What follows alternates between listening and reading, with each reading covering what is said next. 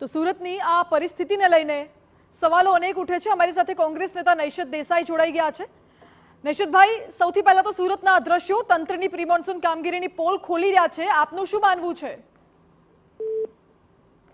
40 વર્ષથી અમે જોઈએ છીએ જ્યારે બી ફર્સ્ટ રેઇન આવે તો વિધિન 2 ડેઝ 2 દિવસમાં મેડમ આ બધું થઈ જાય। અને પ્રોબ્લેમ એ છે મેડમ કે જૂનું જે તળ સુરત છે ને, જૂનું સિટી, એમાં આ પ્રોબ્લેમ બહુ ઓછો હોય છે, પણ જે નવી શહેરોની હદો જે નવી વધે છે મેડમ, એ નવી વધેલી હદની નવી શહેરો, જે નવા શહેરો જેમાં નવું કોર્પોરેશન, એનું જે ટીપી છે ટાઉન પ્લાનિંગ, એના જે રોડ અને ડ્રેનેજ છે એ એટલા બધા ડિફેક્ટિવ છે કે એને કારણે તમે within a day rain, within a 4 hours rain, તમે આ પાણી તમારે હવે મચ્છર અને હવે એનું ડિસ્પોઝલ, એટલા મોટા પ્રોબ્લેમ, બહુ વેરી બિગ પ્રોબ્લેમ।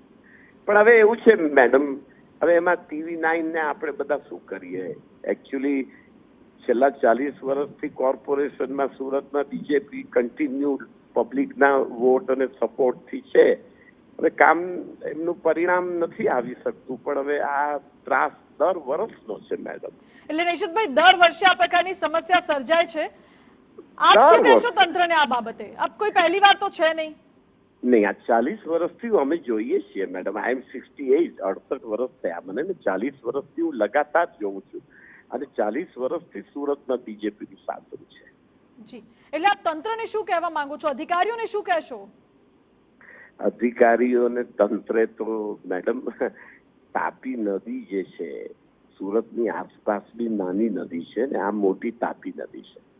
જ્યારે એવો ટાઉન પ્લાનિંગ, નવા શહેરના નવા બાંધકામો કરે છે, રોડ બનાવે છે, ડ્રેનેજ બનાવે છે, તેનું ડિસ્પોઝલ એ લોકો વ્યવસ્થિત રાખે અને જ્યાં ઢાળ છે, નીચાણ છે, ત્યાં થોડું પ્લાનિંગમાં કેર કરે તો આ સમસ્યા બહુ ઓછી રહે।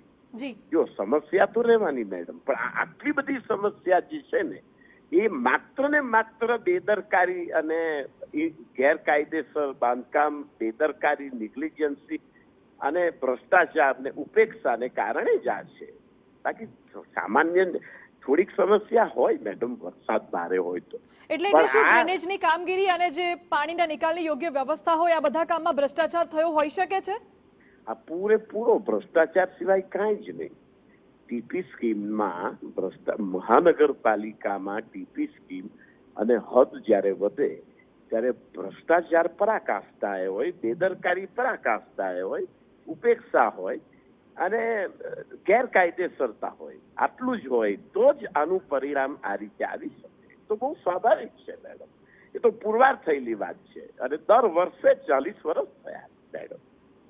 જી, નૈશદભાઈ, આપ કહો છો કે આટલા સમયથી આ સમસ્યા છે, દ્રશ્યો પણ દર વર્ષે આવા સામે આવે જ છે, ત્યારે વિપક્ષ તરીકે કોંગ્રેસ શું મુદ્દો ઉઠાવશે?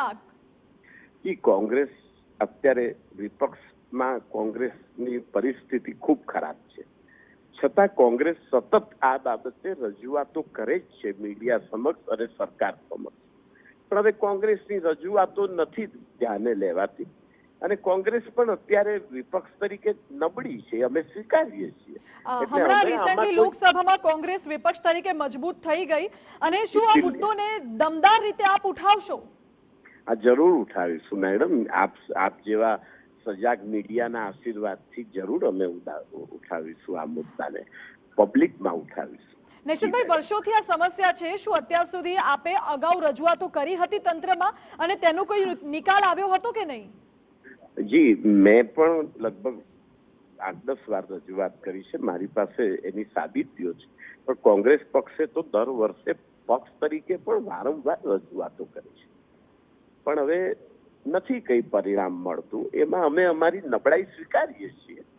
એટલે નૈશદભાઈ, હવે આપના મતે આનો રસ્તો શું?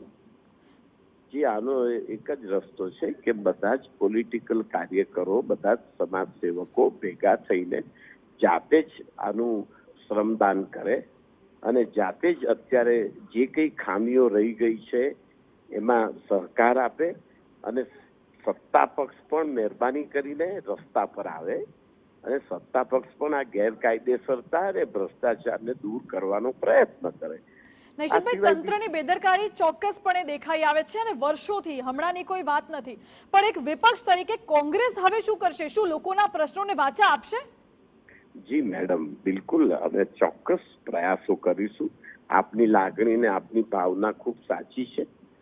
બિલકુલ અમે પ્રયાસ કરીશું મેડમ. અને આ દર વર્ષે આ ચોમાસા આપણે જૂન 15 થી આ શરૂ થાય છે તે ઓગસ્ટ સુધી આપણે આ ત્રાસ સહન કરીએ છીએ મેડમ.